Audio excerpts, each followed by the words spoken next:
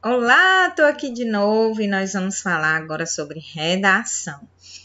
Como eu anunciei, vocês vão estudar sobre a redação do Enem, o texto dissertativo argumentativo. A gente veio de um percurso de estratégias argumentativas para agora apresentar a vocês, finalzinho do ano, né, no último bimestre, o texto dissertativo argumentativo. Por quê? Para mostrar o caminho, né? Mostrar como é, para que no ano que vem, no terceiro ano, a gente possa se debruçar sobre esse texto, né? Quando vocês forem estudar ano que vem, vocês vão ver que eu vou ser a louca da redação, né? Porque é redação o tempo todo, a gente só fala disso, vocês vão enjoar de redação do Enem. Porém, né, o melhor é que vocês vão estar craques se seguirem as dicas, beleza? A gente vai iniciar esse estudo conhecendo uma redação que é considerada nota 1000. Vocês vão ver que essa redação ela não é um bicho de 7 cabeças, não é nada demais, mas o participante empregou todas as técnicas, todas as exigências que o Enem faz, né? Então, a minha primeira dica aqui, redação do Enem é técnica, é treino, certo? É você obedecer aquilo que ele quer. Não quer dizer que você é o melhor escritor do mundo. Nem sempre as redações nota 1000 fazem escritores, poetas, cronistas, não. Fazem, né? Fazem bons estudantes de universidade. Apenas isso. É o que a redação do Enem faz. Produz bons estudantes, certo? Que seguiram as riscas, né? As determinações. Apenas isso, tá? Vamos conhecer essa redação? Eu tenho uma redação aqui que foi do ano de 2020. Aquele tema lá que falava sobre os estigmas das doenças mentais na sociedade brasileira. Algo assim. Vamos ler essa redação. Ela diz assim, ó. No filme Coringa, o personagem principal sofre de uma condição mental rara que dificulta sua convivência em público e por isso é constantemente humilhado e excluído da interação em sociedade. Não distante da ficção está a realidade brasileira, a qual ainda convive com estigmas associados a doenças mentais, de forma que pessoas que possuem tais distúrbios são frequente alvo de preconceito e segregação. Nesse sentido, analisar a falha educacional e a negligência governamental é necessário para melhor compreensão do tema e suas implicações. A priori, discorrer sobre a influência da falha educacional na perpetuação do estigma relacionado a transtornos mentais é imperioso, né? É necessário, é primordial. Nas escolas brasileiras, comumente são ensinadas as matérias da grade curricular comum, as quais são responsáveis por formar o conhecimento do aluno em diversas áreas e, por isso, são vistas como indispensáveis. No entanto, essa mesma importância não é dada em relação à abordagem do conteúdo relacionado a doenças mentais, visto que, nas instituições de ensino, essa informação é constantemente negligenciada. Por conseguinte, essa falta de abordagem nas salas de aula se reflete no comportamento dos estudantes, os quais, sem o devido conhecimento, perpetuam preconceitos relacionados a pessoas com transtornos psíquicos. Dessa forma, é notório que a falha no processo educacional é um fator agravante para a permanência da segregação das pessoas que possuem doença mental. Ademais, deve-se destacar a falha governamental como parte determinante no tema. Segundo o filósofo Aristóteles, o papel do Estado consiste em desempenhar ações que culminem no bem comum do corpo social. Porém, no Brasil, existe uma grande negligência estatal com relação a investimentos no setor de saúde mental, a qual se confirma na falta de envio de subsídios para essa área, o que deixa uma grande parte da população sem acesso ao tratamento adequado por falta de estruturas e profissionais especializados. Assim, contrariando a premissa aristotélica, observa-se que a ingerência do Estado em relação aos transtornos mentais priva o exercício de cidadania em parte da sociedade. Portanto, mitigar as falhas existentes no processo educacional e a deficiência na gestão governamental é de suma importância para acabar com o estigma associado a doenças mentais no Brasil. Para isso, o Ministério da Educação deve promover uma mudança na base curricular comum das escolas, de forma a implementar como disciplina básica estudos sobre os transtornos mentais, por meio da capacitação de professores para melhor abordagem do assunto, através de palestras e conteúdo interativo. Dessa forma, com alunos melhor informados, o preconceito relacionado a doenças mentais não será mais perpetuado. Além disso, o governo federal, em parceria com o Ministério da Saúde, deve enviar subsídios aos estados para que sejam investidos em contratação de profissionais, como psiquiatras e psicólogos, e também na melhoria infraestrutural dos hospitais e postos de saúde. Logo, com a tomada dessas medidas, a sociedade terá maior acesso aos tratamentos e, enfim, poderá exercer sua plena cidadania. Ufa, hein? Bem grande, ó. Como vocês percebem, um texto dissertativo argumentativo, ele é um texto que solicita opinião, né? Ele quer que você demonstre a sua opinião. O que você pensa a respeito desse tema? Né? Você enxerga estigmas? O que você pensa sobre esses estigmas, né? O que são estigmas? Que nesse caso aqui está mais ligado ao preconceito, às marcas que as doenças mentais deixam nas pessoas e como a sociedade enxerga isso, né? Segundo a redação aqui, são por 2 motivos, por falha educacional e por negligência do governo. A gente viu que é um texto com 30 linhas, aqui, ó. Ele escreveu, né, a pessoa, ele ou ela escreveu 28 linhas, certo? É importante você ter esse número de linhas em mente, porque lá no Enem, quem for fazer esse ano, né, mas no ano que vem principalmente, lá no Enem, você não pode ultrapassar essas linhas, certo? Então, ela tem que ter no máximo 30 linhas, você tem que se adequar ali. E o mínimo são 8 linhas, porque você não consegue escrever uma argumentação legal, né, consistente, em menos de 8 linhas. Então, se você escreve 7 linhas, por exemplo, sua redação é zerada. Ela nem vai para o corretor, né? Quando o pessoal está lá escaneando, que vê uma redação com 7 linhas ocupadas, elas já descartam e já dá nota 0. Fiquem atentos com relação a isso. Certo? Mas aí você pode me perguntar ou dizer assim, Elisa, é muita coisa, como é que essa pessoa escreveu tanto? Né? A gente percebe como ele coloca dentro dessas 28 linhas os conhecimentos, por exemplo, de mundo, os conhecimentos filosóficos que ele cita, o Aristóteles, né?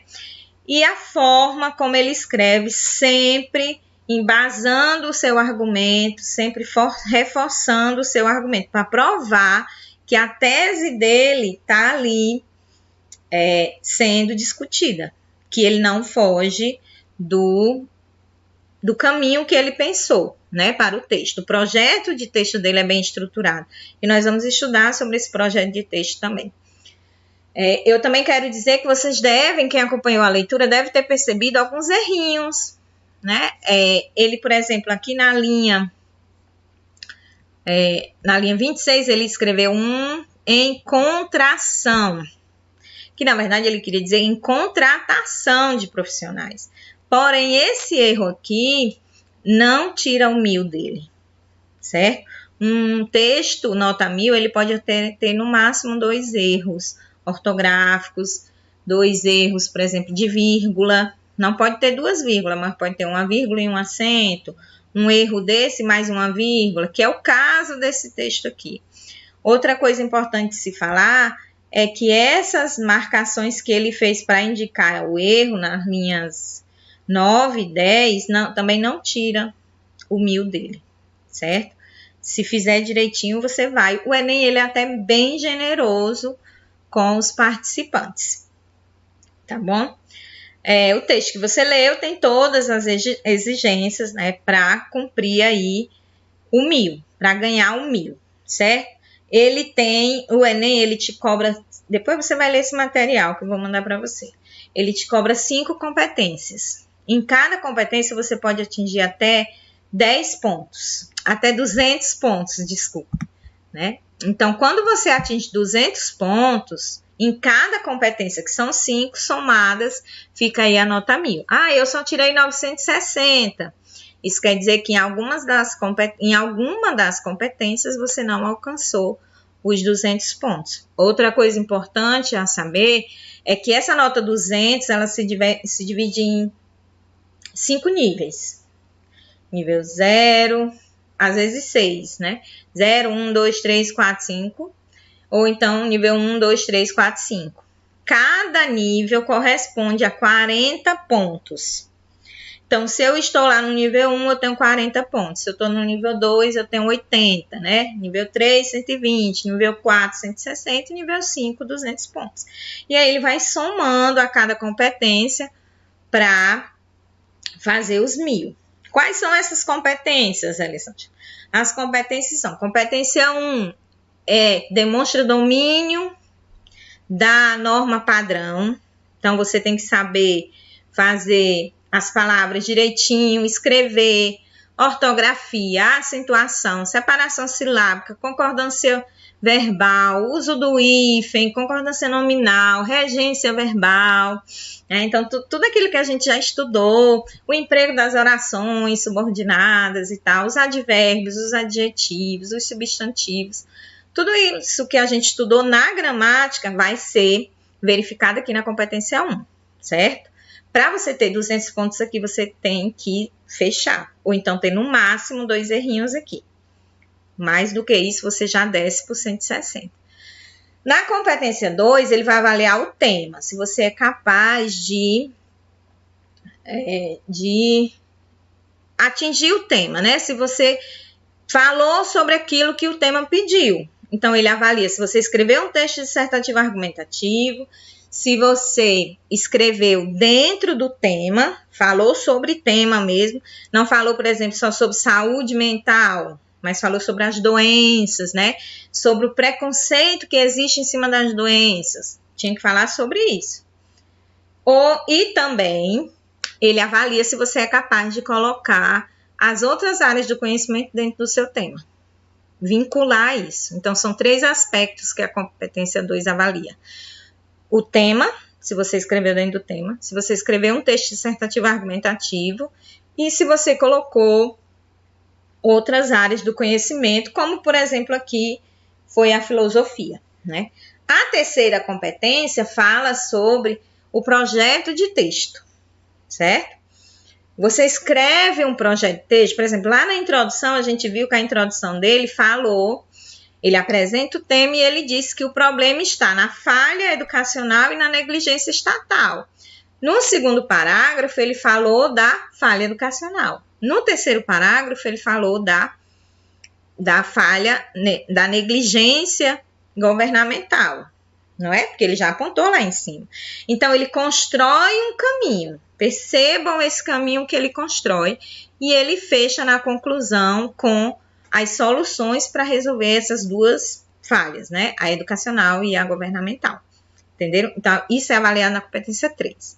A competência 4 avalia os elementos coesivos, a costura do texto, né? As palavras que servem para elencar os sentidos do texto. Então, portanto, diante disso, dessa forma, a partir de então, ademais, em primeiro lugar, em segundo lugar, todas essas palavras elas são avaliadas como elementos coesivos e como operadores argumentativos. E aí, quanto mais, melhor, né? Competência 4. A competência 5 avalia a proposta de intervenção, a conclusão e a proposta de intervenção. Se você é capaz de propor algo que melhore aquela situação, não que resolva, né? O Enem espera que você aponte uma solução que resolva para sempre o problema. Vocês são alunos de ensino médio, vocês têm no máximo 18 anos, não tem vivência suficiente para isso, para resolver os problemas do Brasil. Nem eles têm, né, que dirá nós aqui. Mas ele quer que você faça uma proposta o mais detalhada e coerente possível.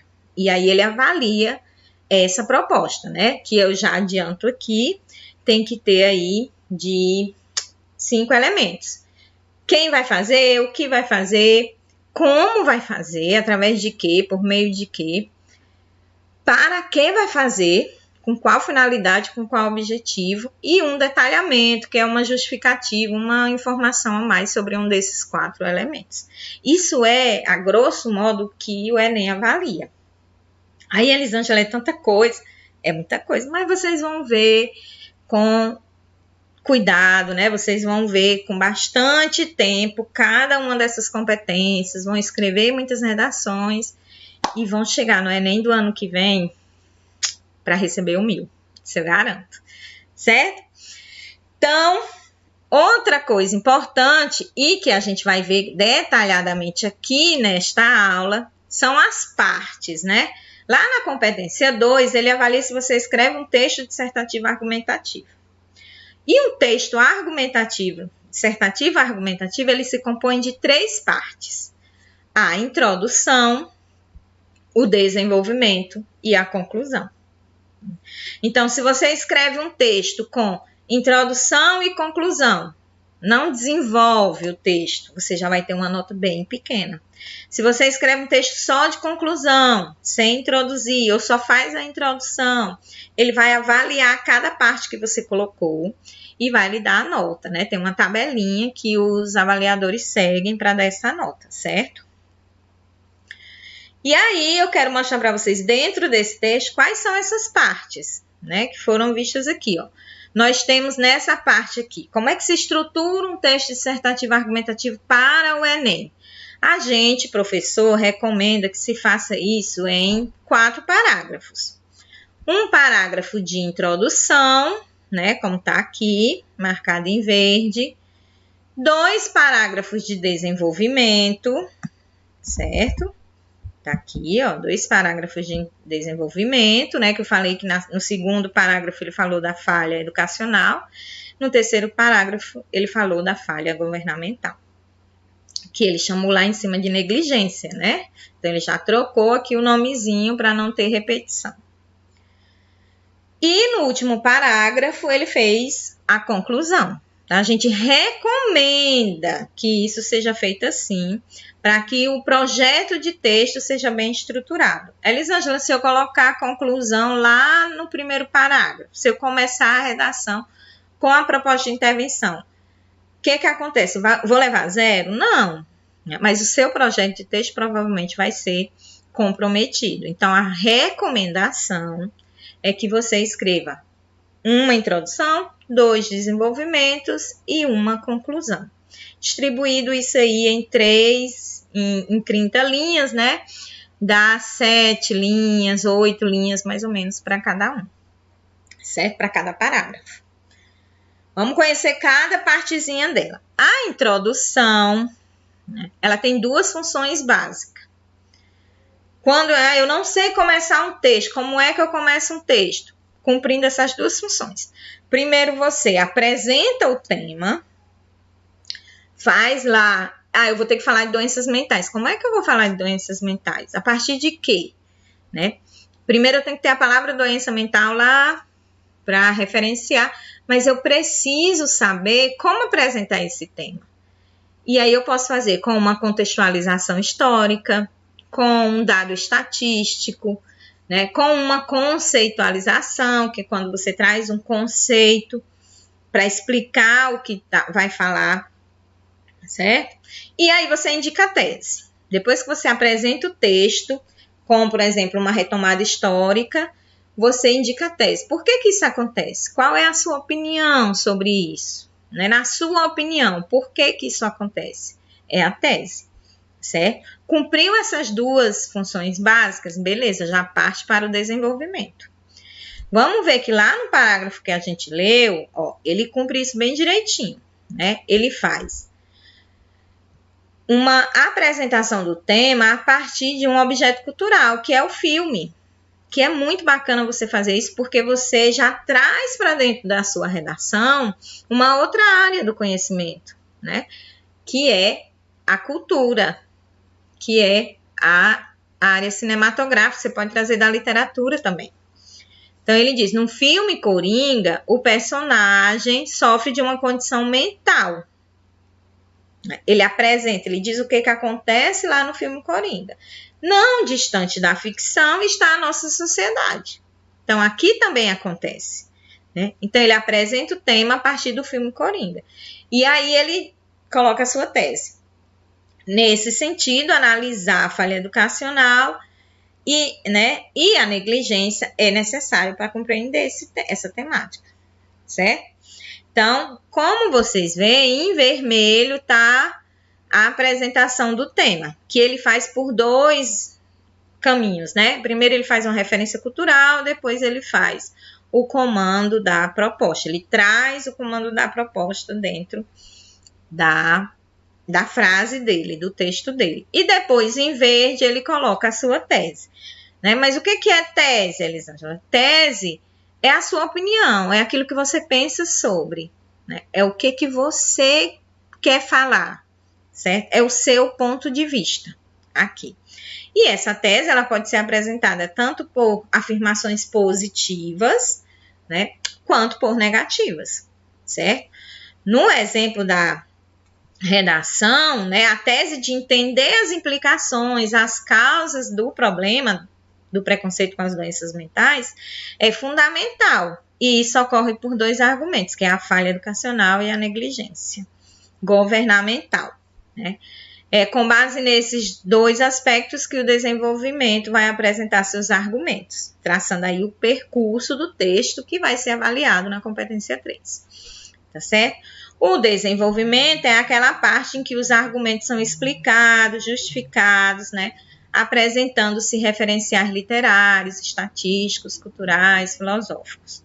Os 2 argumentos que sustentam a tese, eles foram diluídos em 2 parágrafos. Ele foi inteligente em fazer um argumento para cada parágrafo. É um desenvolvimento para cada argumento e um argumento em cada parágrafo, né? Isso foi muito inteligente porque ele traçou o caminho que ele ia seguir e amarrou o texto dele, certo?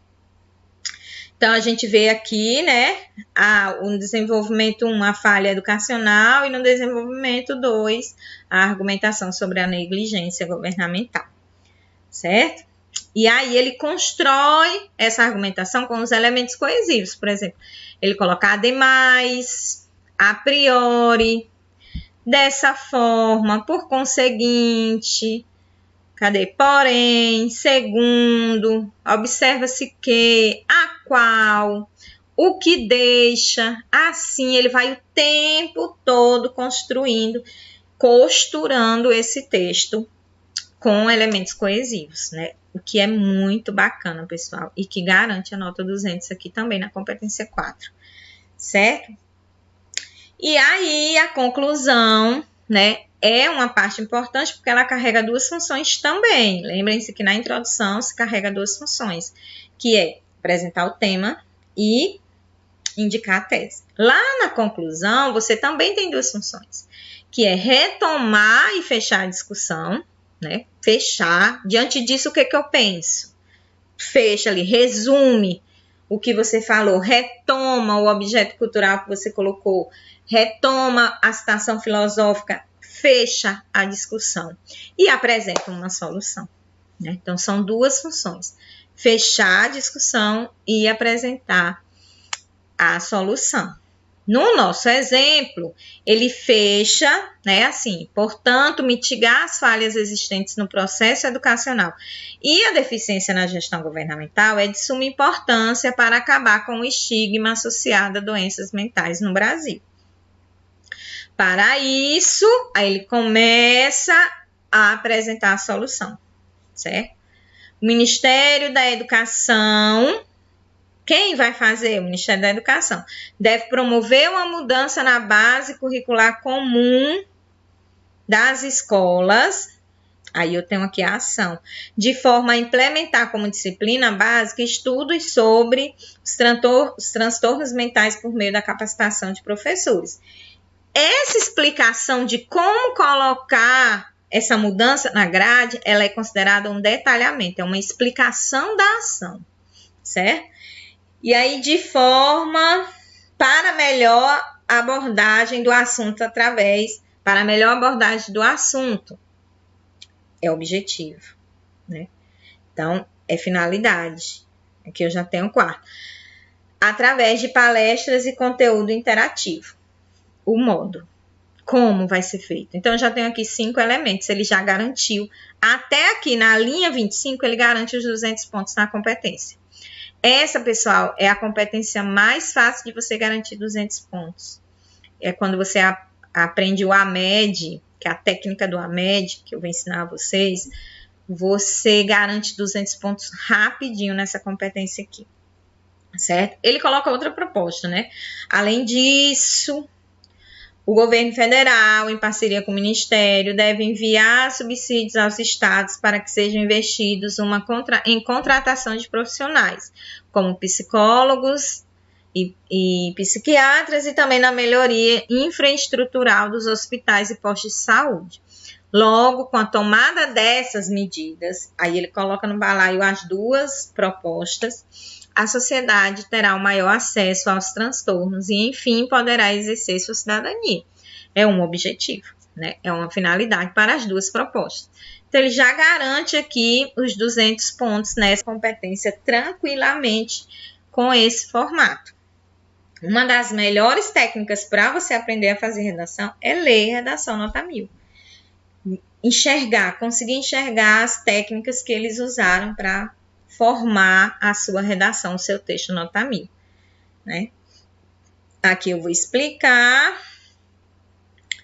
Então, certo? Então, o que eu quero que vocês façam como devolutiva? Vocês vão lá no Google Forms, responder um Google Forms sobre uma pesquisa que vocês vão fazer. Pesquisa de quê, Elisângela? De um tema de redação que vocês vão escrever. Vocês não vão escrever agora. A gente vai escrever isso só na semana que vem, certo? Mas eu já quero que vocês pesquisem sobre os maus tratos a animais na nossa sociedade. Mas vai estar lá explicado bem direitinho no Google Forms, tá bom? Então, um grande abraço, pessoal, e até mais. A gente se vê presencialmente. Um cheiro!